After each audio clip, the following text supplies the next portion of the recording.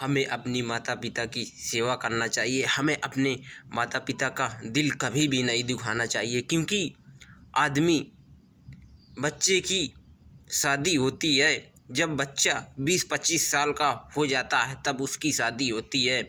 लेकिन उससे पहले उसकी माँ उसे अपने गर्भ में रखती है 9 महीने पहले से। तो याद रखिए कि आपकी पत्नी आपको पहले से नहीं जानती, जितनी जितनी सेवा आपकी माँ ने आपकी किया होगा। तो इसीलिए हमें सबसे पहले अपने माता पिता की सेवा करना चाहिए।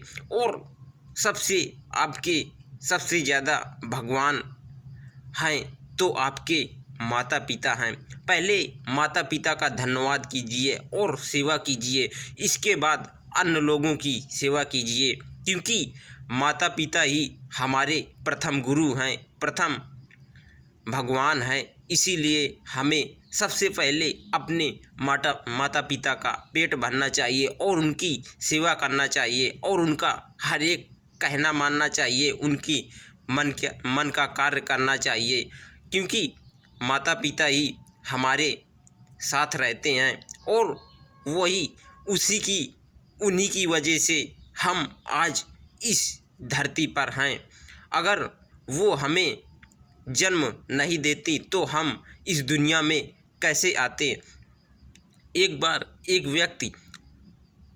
एक लड़के की शादी हुई और उसकी पत्नी बोलती कि मैं तुम्हारे माता पिता की सेवा नहीं करूँगी, क्योंकि हमसे इतना काम नहीं हो पाएगा। मैं खाना डेली बनाती हूँ और तुम्हारे माता को बनाऊँ, तुम्हारे पिता को बनाऊँ और तुमको बनाऊँ, सबको बनाऊँ, तो इतना कार्य हमसे नहीं हो पाएगा। तभी वो अपनी पत्नी को समझाता है कि ये हमारे माता पिता हैं और आप ये कैसी बात कर रही हो। तो वो पत्नी उसकी नहीं मानती है।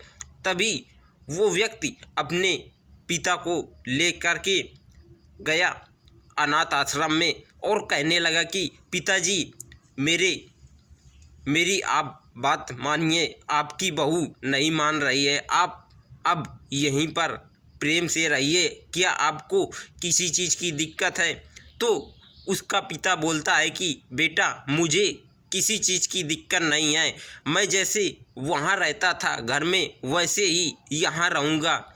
तभी वो उस लड़के का पिता अनाथ आश्रम में जाता है और वहाँ जाकर के उस मैनेजर से ऐसी बात करता है कि जैसे उसे पहले से ही उसका पिता मैनेजर को जानता हो।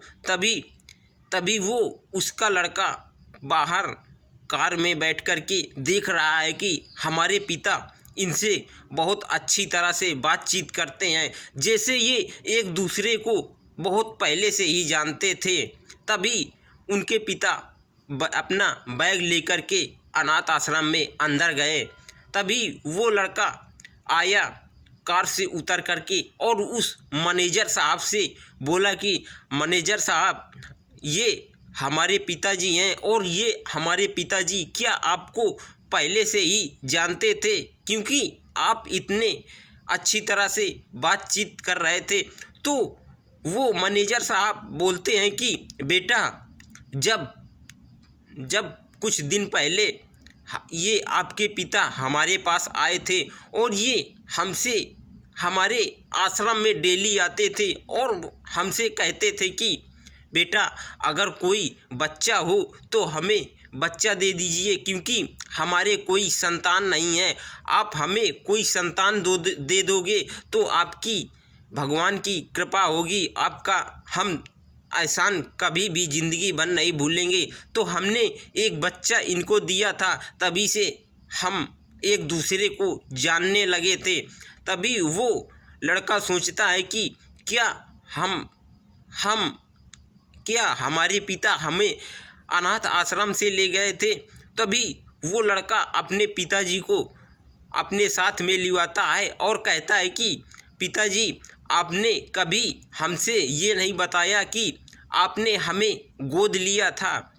तभी वो लड़का अपने पिता को गाड़ी में बैठाल करके अपने घर ले जाता है और ले जा कर के अपनी पत्नी से बोलता है कि अब हमारे पिताजी यहीं पर रहेंगे, अगर तुमको जाना हो तो तुम इस घर से जा सकती हो, लेकिन हमारे पिता कहीं नहीं जाएंगे, हमारे पिता हमारे साथ में ही रहेंगे, क्योंकि हमारे पिता ने कभी भी हमको एहसास नहीं ये होने दिया कि ये हमारे सगे पिता हैं या हमें गोद लिया है।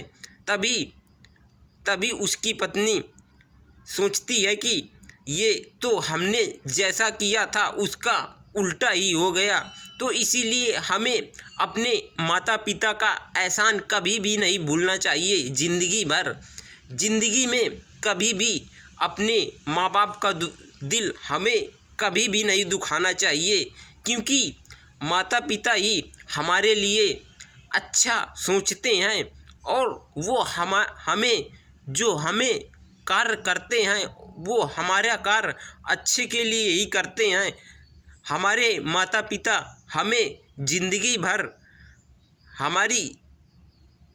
भर हमारा एहसान रखते हैं, एहसान